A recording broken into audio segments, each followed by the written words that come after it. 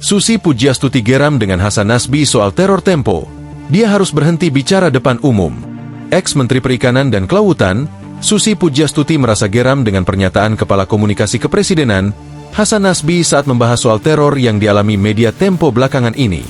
Sebelumnya, Hasan Nasbi diketahui menanggapi santai soal teror yang dialami oleh salah satu jurnalis Tempo pengisi program Bocor Alus, Tempo, Francisca Christy Rosana alias Cica. Saat itu, Hasan Nasbi mengatakan bahwa kiriman kepala babi itu dimasak saja.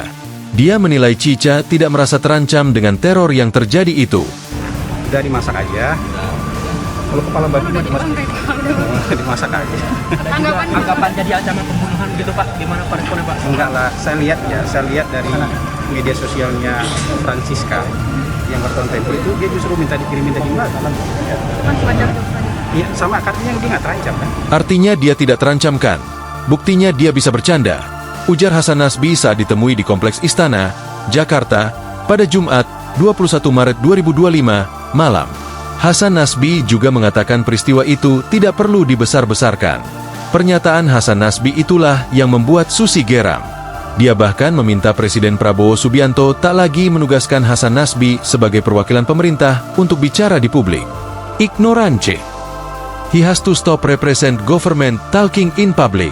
Pak Presiden Prabowo, tulis Susi di eks pribadinya, Susi Pujiastuti, dikutip pada Senin, 24 Maret 2025. Ketidaktahuan. Dia harus berhenti mewakili pemerintah berbicara di depan umum, Pak Presiden Prabowo. Sebelumnya, Tempo sudah 2 kali mendapatkan kiriman teror bangkai hewan dari orang tidak dikenal. Pertama adalah kiriman kepala babi tanpa telinga yang diterima pada Rabu, 19 Maret 2025, ditujukan kepada Francisca Christy Rosana, wartawan Des Politik sekaligus host siniar Bocor Alus Politik. Kemudian, kiriman kedua diterima pada Sabtu, 22 Maret 2025, berisi 6 ekor tikus dengan kondisi kepala yang sudah terpenggal. Pemimpin redaksi, Pemret, Tempo Setriasra mengatakan, pihaknya sudah berulang kali mengalami teror. Namun, teror kali ini berbeda karena berupa paket berisi bangkai hewan. Kita kaget semua, karena meskipun kita sudah alami berbagai teror, inilah teror yang variannya agak beda. Karena dikirim potongan hewan.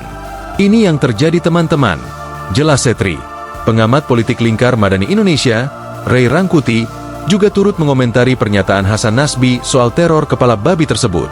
Ray mengaku tak menyangka atau menduga kata-kata seperti keluar dari seorang kepala komunikasi presiden.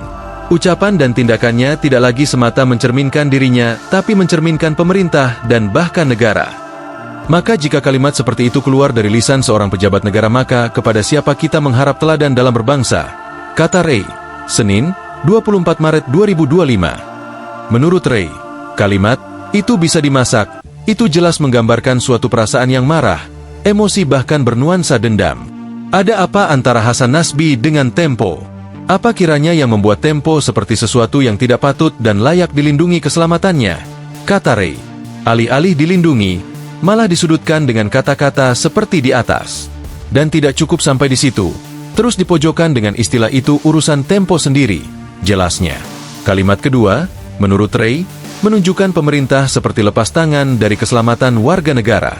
Siapapun dia, bahkan seorang kriminal sekalipun, wajib mendapatkan perlindungan keselamatan dari negara, tanpa kecuali.